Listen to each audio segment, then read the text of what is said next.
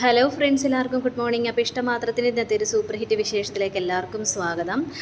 അങ്ങനെ നമ്മുടെ ചിപ്പിയോട് എല്ലാ കാര്യങ്ങളും തുറന്ന് പറയണത് കേട്ട് കഴിഞ്ഞപ്പോഴേക്ക് ചിപ്പിക്ക് ഭയങ്കര ഒരു സങ്കടം തോന്നിയാണ്. അപ്പോൾ ചിപ്പി പറയണം, ഇനിയിപ്പോൾ ഡാഡി എന്നോടും ഇങ്ങനെ തന്നെ പറയൂ ആദ്യമായിട്ടാന്ന് ചോദിച്ചപ്പോഴേക്കേ നിന്നോട് പറയില്ല ചിപ്പി മോളെ, കാരണം നീ അല്ലല്ലോ, ഞാനാണ് ഇവിടുത്തെ പ്രശ്നക്കാരൻ.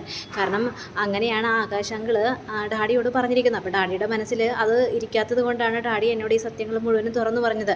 ഡാഡിയെ കുറ്റം പറഞ്ഞിട്ടും കാര്യമില്ല ചിപ്പി മോളെ. ഇത് കേട്ട് കഴിഞ്ഞപ്പോഴേക്കും ആ വൃത്തികെട്ട അങ്കിള് ശരിയല്ല, അങ്കിളെയാണ് നമ്മൾക്ക് ശരിയാക്കേണ്ടത്. അയാൾക്കിട്ട് നല്ല ആരെങ്കിലും ഒന്ന് ഇടി കൊടുത്തിരുന്നെങ്കിൽ ഒരു സമാധാനം ഉണ്ടായിരുന്നു. ആദ്യേട്ടനെക്കുറിച്ച് എന്തിനാണ് അയാളിങ്ങനെ അനാവശ്യമായ കാര്യങ്ങളെല്ലാം പറയുന്നത് എന്നൊക്കെ ചോദിച്ചുകൊണ്ട് നമ്മുടെ ചിപ്പി മോള് ഭയങ്കരമായിട്ട് ഷൗട്ട് ചെയ്യുക. ഇത് കഴിഞ്ഞപ്പോഴേക്ക് ചിപ്പി, അയാൾക്കിട്ടുള്ള പണി ഞാൻ തന്നെ കൊടുത്തോളാം.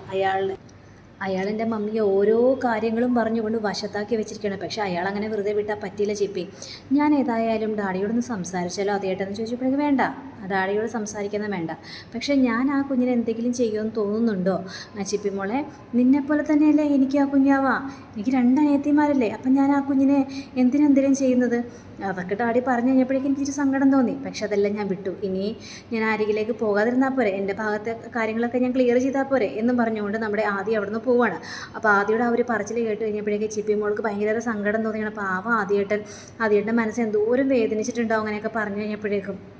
ആ കുഞ്ഞാവന് അത്ര ഇഷ്ടമുള്ളത് കൊണ്ടല്ലേ ആദ്യേട്ടൻ ആ കുഞ്ഞാവൻ്റെ അടുത്തേക്ക് പോയത് എന്നാണ് നമ്മുടെ ചിപ്പി മോള് ചിന്തിക്കുന്നത്. അങ്ങനെ പിന്നീട് കാണിക്കുന്നത് നമ്മുടെ നേരെ ഈഷിതയെ കാണാനായിട്ട് ചെന്നിരിക്കുകയാണ്. അപ്പോൾ ഈഷിത ചോദിക്കണം, എന്താണ് മോനെ, എന്താണ് ഇഷിതാമ്മയെ കാണുമെന്ന് പറഞ്ഞതെന്ന് ചോദിച്ചപ്പോഴേക്കും ഇഷിതാമ്മേ ഒന്നുമില്ല, ഞാൻ ഇഷിതാമ്മയോടൊന്ന് കാണുമെന്ന് തോന്നി, അത്രയേ ഉള്ളൂ. ആദിക്ക് എന്തൊക്കെയോ സങ്കടമുണ്ട്, അത് മുഖത്ത് നന്നായിട്ട് വ്യക്തമാണ്.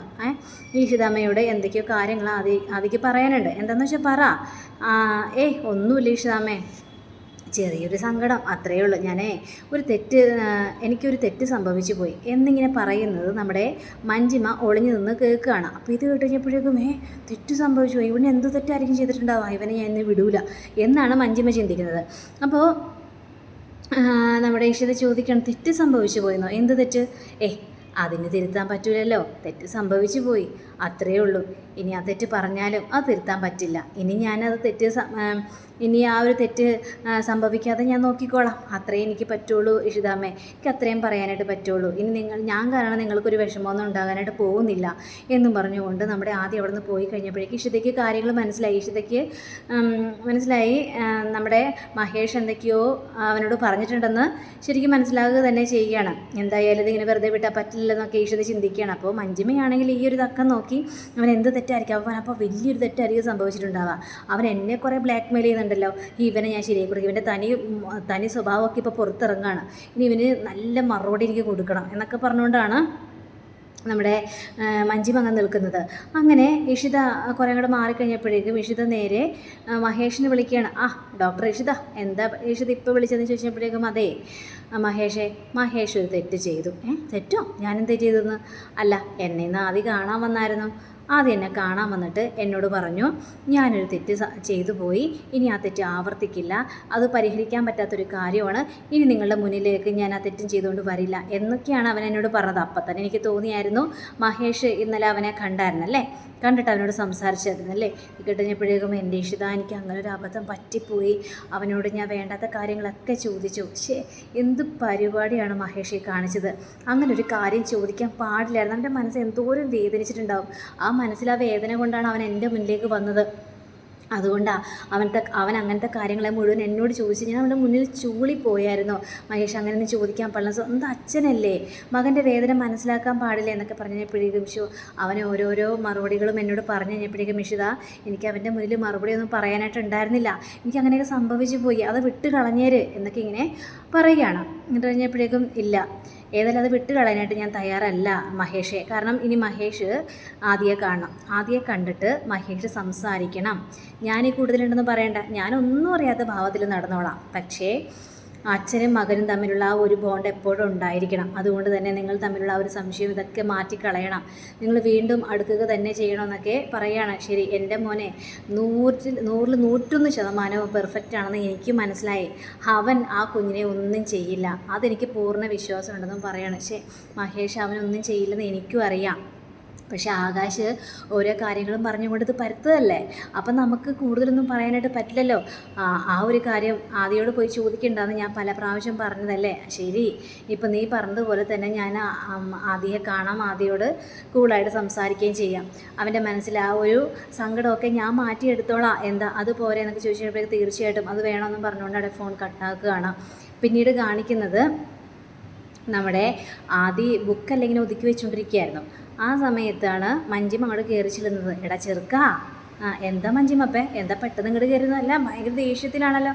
അല്ല, നിൻ്റെ സകല കള്ളത്തരങ്ങളും പൊളിഞ്ഞടുങ്ങിയടാ. നിൻ്റെ കള്ളത്തരങ്ങളൊക്കെ എനിക്ക് മനസ്സിലായടാ. ഓരോരോ കള്ളത്തരങ്ങളും വെളിയിൽ വരികയാണ്. ഇത് കേട്ടുകഴിഞ്ഞപ്പോഴേക്കും നമ്മുടെ ആദ്യമാണെങ്കിൽ അയ്യോ മഞ്ജിമപ്പേ, അപ്പയ്ക്കത് മനസ്സിലായോ? മഞ്ജിമപ്പ പിന്നെ എന്ത് ചെയ്യും? ആടാ, ഞാനതെല്ലാം മനസ്സിലാക്കിയടാ. നിൻ്റെ കള്ളക്കളികളൊന്നും ഇനി എൻ്റെ അടുത്ത് നടക്കാനായിട്ട് പോകുന്നില്ല. സകലത് ഞാൻ എല്ലാവരോടും പറയൂടാ, പൊളിച്ചടുക്കോടാ. മഞ്ജിമപ്പേ പറയല്ലേ മഞ്ജിമപ്പേ, ഞാൻ എങ്ങനെയെങ്കിലും ഒന്ന് ജീവിച്ച് പോയിക്കോട്ടെ മഞ്ജിമപ്പേ. അപ്പം മഞ്ജിമപ്പ എൻ്റെ രഹസ്യങ്ങളെല്ലാം മനസ്സിലാക്കിയല്ലേ ദൈവം, ഇനി ഞാൻ എന്ത് ചെയ്യും? അതേടാ, നിൻ്റെ രഹസ്യങ്ങളൊക്കെ ഞാൻ മനസ്സിലാക്കി. നിനക്കിട്ടിനി ശരിക്കുള്ള പണി വരാനായിട്ട് പോകുന്നേ ഉള്ളൂ. നീ എന്നെ ബ്ലാക്ക് മെയിൽ ചെയ്യായിരുന്നില്ലേ, ഇപ്പം നിൻ്റെ കയ്യിലിരിപ്പം എന്താടാ? ഇത് കേട്ട് കഴിഞ്ഞപ്പോഴേക്കും നമ്മുടെ ആദ്യം ഒന്ന് ചിരിക്കുക. ചിരിച്ച് കഴിഞ്ഞപ്പോഴേക്കും മഞ്ജിമ അപ്പം എന്താ പറയാൻ പോകുന്നത്? ശരി, ഡാഡിയെ വിളിക്കുക. ഡാഡിയെ മാത്രമല്ല എല്ലാവരെയും വിളിക്കുക. എല്ലാവരെയും വിളിച്ചിട്ട് എൻ്റെ രഹസ്യങ്ങൾ മുഴുവനും പറ. എടാ എന്താണ് വീണ്ടും ഒന്നും അറിയാത്തതുപോലെ സംസാരിക്കണം?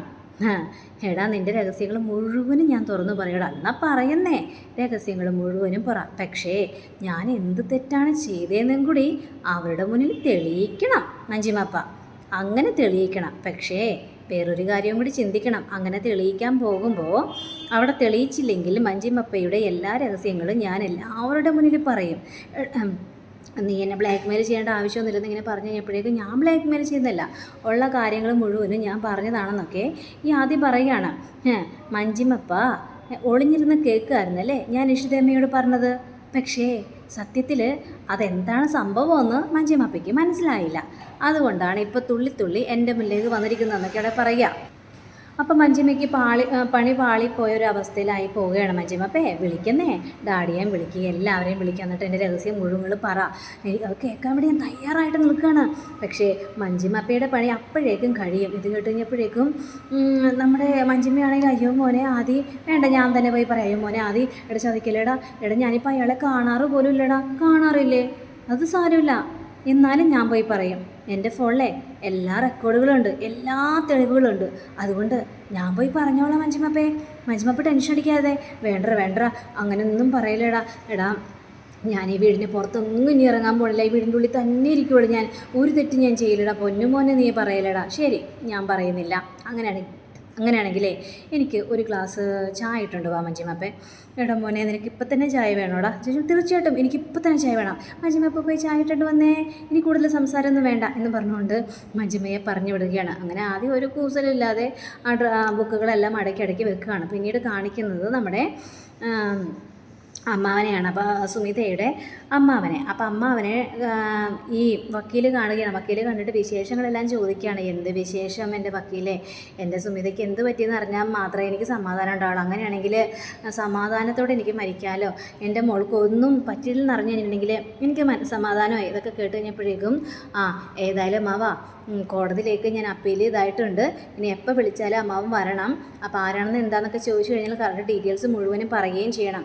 ഇനിയിപ്പോൾ പറഞ്ഞതുപോലെ തന്നെ ആകാശ് പറഞ്ഞ സത്യമാണെങ്കിലോ ഇല്ല, ഒരിക്കലുമില്ല. ആകാശ് പറഞ്ഞത് ഒരിക്കലും സത്യമാകാനുള്ള സാധ്യതയില്ല വക്കീലെ എന്നിങ്ങനെ പറഞ്ഞു കഴിഞ്ഞപ്പോഴേക്കും അത് നമുക്ക് പറയാനായിട്ട് പറ്റില്ല. ഇനിയിപ്പോൾ ആകാശ് പറഞ്ഞതുപോലെ തന്നെ ദുബായിലേക്ക് പോയിരിക്കുകയാണെങ്കിലോ, ഇനിയിപ്പോൾ അമ്മാവൻ എന്താണ് മനസ്സിൽ വിചാരിച്ചിരിക്കുന്നതെന്നൊക്കെ എനിക്ക് മനസ്സിലായി. കാരണം അമ്മാവനെ ഇതുവരെയായിട്ടും വിളിച്ചിട്ടില്ല എന്നുള്ളതല്ലേ. ചിലപ്പോൾ അമ്മാവനെ വിളിക്കാനായിട്ട് അവൾക്ക് താല്പര്യമില്ലെങ്കിലോ, അവൾ വേറൊരു കല്യാണം കഴിച്ച് ആ കുടുംബത്തോടെ ജീവിക്കുകയാണെങ്കിലോ നമുക്ക് ആകാശിൻ്റെ വാക്കുകളും തള്ളിക്കളയാനായിട്ട് പറ്റില്ല അമ്മാവ. ഇതൊക്കെ കഴിഞ്ഞപ്പോഴേക്കും എങ്ങനെയെങ്കിലും വക്കീലെ ആകാശിനെ കൊണ്ടുവരണം. അവൻ്റെ വായിൽ നിന്ന് എനിക്ക് സത്യങ്ങൾ തിരിച്ചറിയണം. അവൻ മഹാകള്ളനാണ്. എനിക്ക് അവൻ്റെ കാര്യങ്ങളെല്ലാം മനസ്സിലാക്കിയതാണ്. ശരി, അവൻ കള്ളൻ തന്നെയാണ്. ശരി, ഞാൻ ഏതായാലും ആകാശിനെ ഒന്ന് വിളിക്കട്ടെ. എന്നും പറഞ്ഞുകൊണ്ട് നമ്മുടെ ആകാശിനെ വിളിക്കുക. അപ്പോൾ ആകാശ് ഡ്രൈവ് ചെയ്തുകൊണ്ടിരിക്കുകയായിരുന്നു. അപ്പോൾ ഈ ഒരു കോൾ കണ്ടു കഴിഞ്ഞപ്പോഴേക്കും ഒടുക്കത്തെ വക്കീൽ വിളിക്കുന്നുണ്ടല്ലോ എന്നൊക്കെ പറഞ്ഞുകൊണ്ട് ആകാശ് കോൾ എടുക്കുക. കൊണ്ടുവന്നിട്ട് എന്താ വക്കീൽ എന്തിനാ എന്നെ വീണ്ടും വീണ്ടും വിളിക്കുന്നത്? വക്കീലിനോട് വിശദമായിട്ട് എല്ലാ കാര്യങ്ങളും ഞാൻ പറഞ്ഞല്ലേ, പിന്നെ എന്നെ വിളിക്കേണ്ട വല്ല കാര്യമുണ്ടോ വക്കീലെ എന്നൊക്കെ ചോദിച്ചു കഴിഞ്ഞപ്പോഴേക്കും ആകാശേ ഏതായാലും കോടതിയിലേക്ക് വരെ ഈ കേസ് എത്താനായിട്ട് പോവാണ്. അപ്പോൾ പിന്നെ ആകാശ് കുടുങ്ങും എന്ന് ചോദിച്ചു കഴിഞ്ഞപ്പോഴേക്കും ഞാൻ കുടുങ്ങണമെങ്കിൽ കുടുങ്ങട്ടെ, എനിക്കതിൽ യാതൊരു കുഴപ്പമില്ല. പക്ഷേ ഞാനിവിടെ ഒരു തെറ്റും ചെയ്തിട്ടില്ല. പിന്നെ സുമിതയെക്കുറിച്ച് എന്തെങ്കിലും അറിവ് കിട്ടിയോ? ഇല്ലല്ലോ. പിന്നെ എന്തിനാണ് എന്നെ വിളിക്കുന്നത്? അതിനെക്കുറിച്ചൊന്നും ഒരറിവ് നിങ്ങൾക്ക് കിട്ടാൻ പോകുന്നില്ല. സുമിത ഈ പറഞ്ഞതുപോലെ അവൾ ദുബായിലേക്ക് പോയിരിക്കുകയാണ്. അപ്പോൾ നമ്മുടെ ഈ വക്കീലാണെങ്കിൽ എന്തായാലും അറിയണമല്ലോ. അപ്പോൾ വക്കീലെ ഇങ്ങനെ ചുമ്മാ ഈ പണിക്കൊക്കെ നടക്കാതെ വക്കീലിന് എന്തെങ്കിലും പൈസ വേണോ? പൈസ വേണമെങ്കിൽ ഞാൻ തരാൻ പാടില്ലേ? ആകാശ് അത് പറഞ്ഞത് വളരെ കറക്റ്റായിട്ട്. എനിക്ക് പൈസക്ക് നല്ല ആവശ്യമുണ്ട്. ഇതിൽ ആകാശം എനിക്കൊന്ന് കാണണം. അപ്പം അതായിരുന്നു മനസ്സിലിരിപ്പല്ലേ. അങ്ങനെയാണെങ്കിൽ എന്നെ വിളിച്ചാൽ പോരായിരുന്നല്ലേ? എങ്കിൽ ആകാശം ഒന്ന് ഇങ്ങോട്ട് വരാവോ? എനിക്ക് അത്യാവശ്യം ഇവിടെ ഒന്ന് കാണാനാണ്. ആകാശം എവിടെയുണ്ട്? ഞാൻ വക്കീലിൻ്റെ ഓഫീസിൻ്റെ അങ്ങോട്ടും ഇങ്ങോട്ടൊക്കെ നടന്നുകൊണ്ടിരിക്കുക എന്നൊക്കെ പറയുകയാണ്. ശരിയെങ്കിൽ വാ എന്നും പറഞ്ഞുകൊണ്ട് നമ്മുടെ ആകാശ് നേരെ വക്കീലിനെ കാണാനായിട്ട് പോവുകയാണ്. പക്ഷേ ആകാശിന് ഒരു സന്തോഷമില്ല. എന്ത് പറ്റി ആകാശ്? ഞാൻ വിളിച്ചപ്പോൾ ഭയങ്കര എനർജറ്റിക് ആയിരുന്നല്ലോ, ഇപ്പം എന്ത് പറ്റി? ഭയങ്കര മൂഡ് ഓഫ് ആണല്ലോ, എന്ത് പറ്റി എന്നൊക്കെ ചോദിച്ചപ്പോഴേക്കും എൻ്റെ പൊന്നു വക്കീലെ, എനിക്കിതിൻ്റെ പിന്നാലെ നടക്കാനൊന്നും പറ്റില്ല. ഈ ഒരു സംബന്ധവുമില്ലാതെ എന്നെ എന്തിനാണ് ഇതിലേക്ക് പിടിച്ചിടുന്നതെന്നാണ് ഞാൻ ചോദിക്കുന്നത്. ഞാനിതിൽ ഒരു തെറ്റും ചെയ്തിട്ടില്ല. പിന്നെ എന്തിനാണ് വക്കീൽ എൻ്റെ പിന്നാലെ നടക്കുന്നത്? അത് പിന്നെ സുമിതയുടെ അമ്മാവൻ്റെ ഒരാഗ്രഹമല്ലേ. ആ അമ്മാവൻ പറയുന്നത് ഇതിൽ ആകാശിന് പങ്കുണ്ടെന്നാണ്. അപ്പോൾ പിന്നെ അത് തെളിയിക്കേണ്ടതും എൻ്റെ കടമയല്ലേ ആകാശേ? എന്ത് തെളിയിക്കാനായിട്ട്? അങ്ങേരങ്ങനെ പലതും പറയും. ഞങ്ങളുടെ വീട്ടിൽ കുറച്ച് ദിവസം നിന്നെന്ന് വിചാരിച്ച് അവളെക്കുറിച്ച് എന്താ എല്ലാ ഡീറ്റെയിൽസും എനിക്ക് അറിയാൻ പറ്റുമോ? ഞാൻ പഠിച്ച കോളേജിൽ പോയതെന്ന് ചോദിച്ചു നോക്ക്. ഈ ആകാശ് എന്തായിരുന്നു ഏതായിരുന്നു എന്നൊക്കെ. അപ്പോൾ വക്കീലിന് കാര്യങ്ങളെല്ലാം ബോധ്യവും. ഇത് കേട്ട വക്കീലാണെങ്കിൽ ഒന്നും അങ്ങോട്ട് തലയാട്ടുകയാണ്. അപ്പോൾ അങ്ങനെയും കാണിച്ചുകൊണ്ടാണ് നമ്മുടെ ഇന്നത്തെ റിവ്യൂടെ അവസാനിച്ചിരിക്കുന്നത്. അടുത്ത റിവ്യൂവിനെ കാത്തിരിക്കുക. സബ്സ്ക്രൈബ് ചെയ്യുക. എല്ലാവർക്കും നല്ലൊരു ദിനം ആശംസിച്ചുകൊണ്ട് നമസ്കാരം. Thank you. See you. By.